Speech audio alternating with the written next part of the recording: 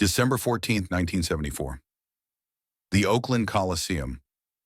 15,000 fans on their feet, singing along to "What's Going On" when Marvin Gaye suddenly stopped mid-verse. He stood motionless at the microphone for what felt like an eternity, his eyes scanning the crowd as if searching for something he would never find.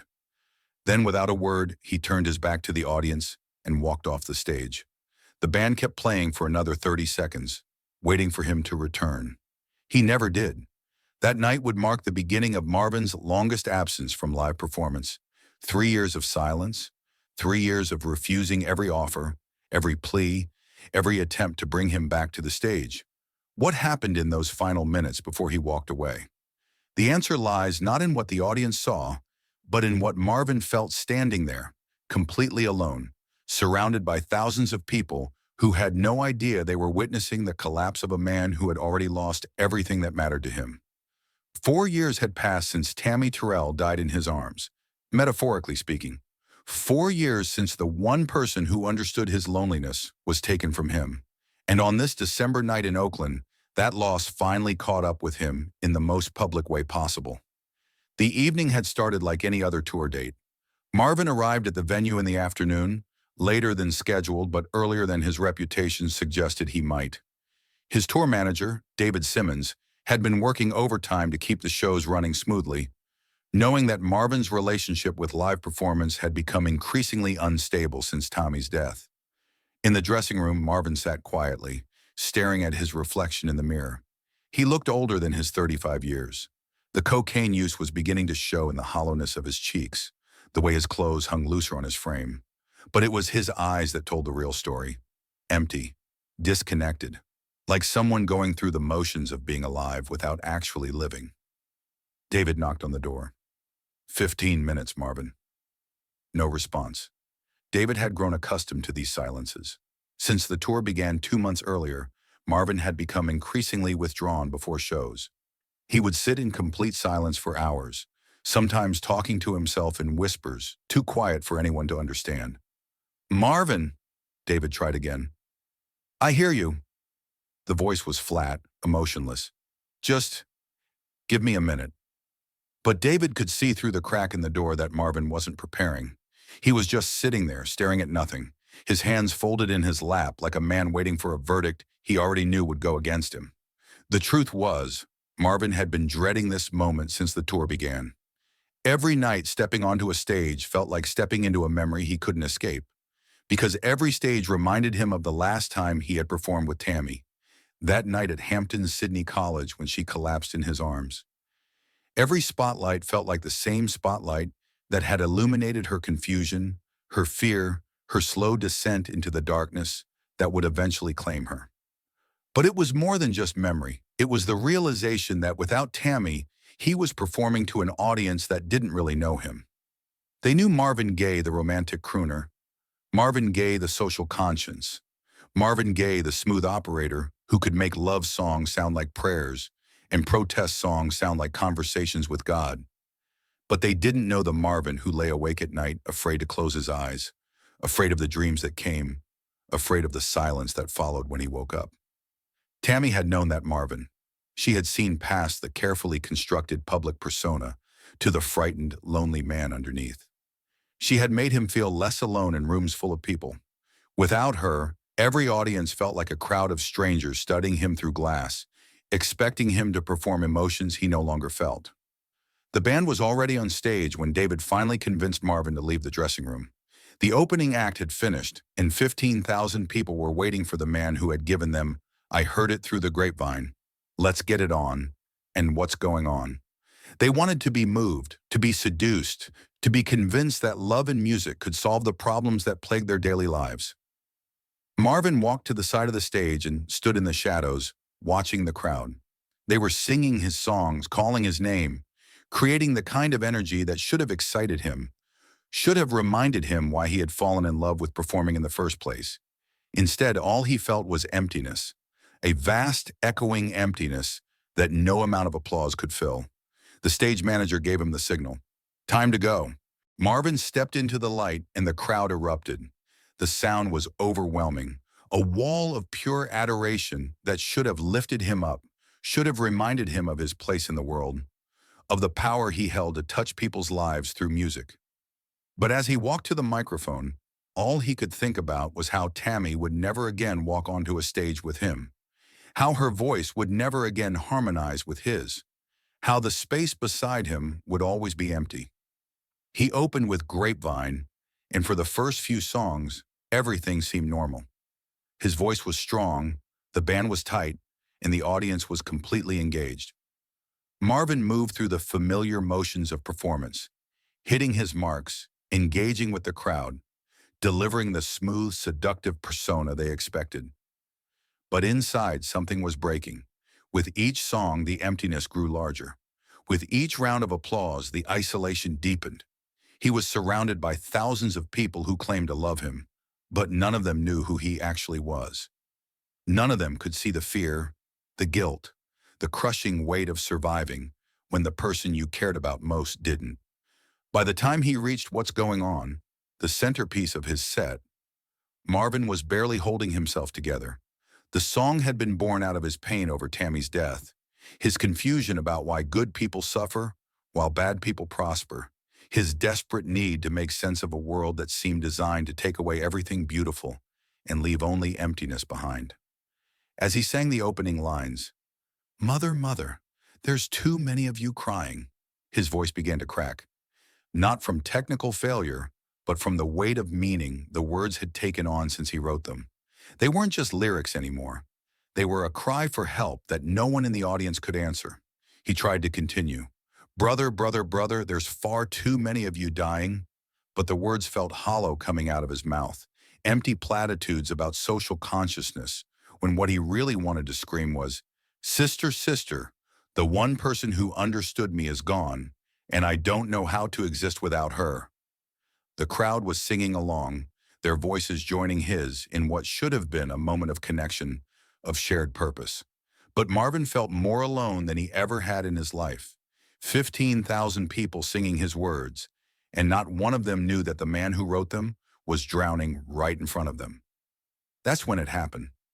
Mid-verse, Marvin stopped singing. He just stood there, gripping the microphone stand, staring out at the sea of faces that suddenly looked foreign to him, alien, like creatures from a world he no longer belonged to. The band kept playing behind him, waiting for him to come back in, but Marvin couldn't remember why he was there, what he was supposed to be doing, why any of it mattered.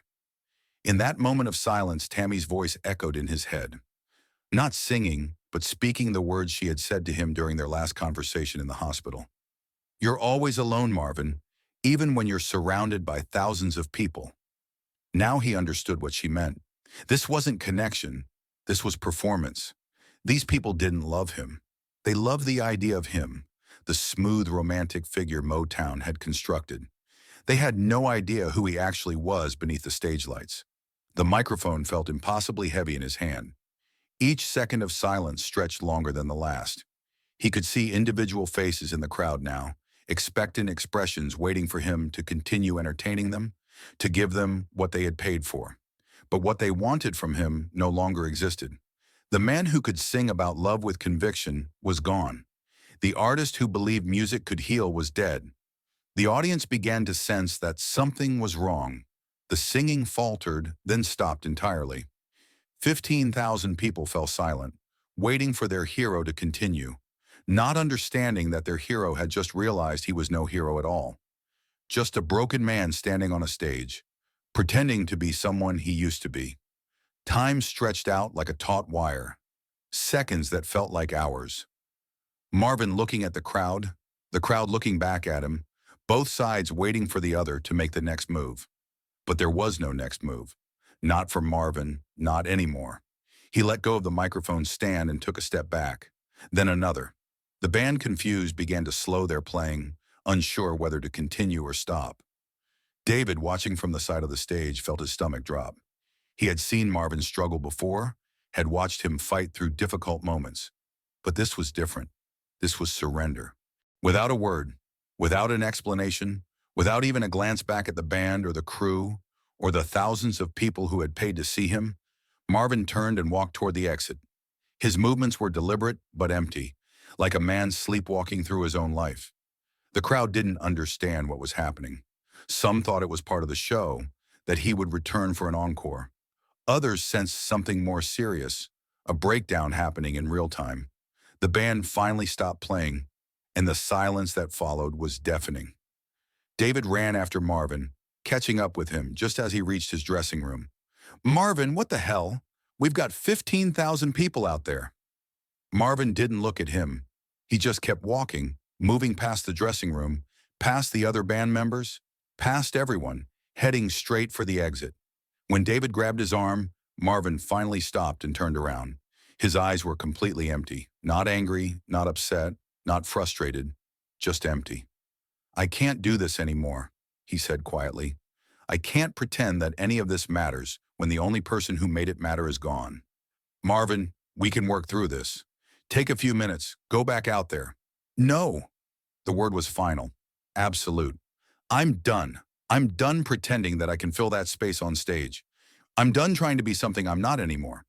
He turned and walked out of the building, leaving behind not just a confused audience and a scrambling tour management team, but the last remnant of the performer he used to be. The aftermath was swift and brutal. The tour was canceled immediately. Promoters lost money. Venues were left to explain to confused audiences why one of music's biggest stars had simply disappeared. Music journalists speculated about drug problems, mental health issues, contract disputes. But none of them understood the simple truth. Marvin Gaye had walked off that stage because he finally realized he had nothing left to give.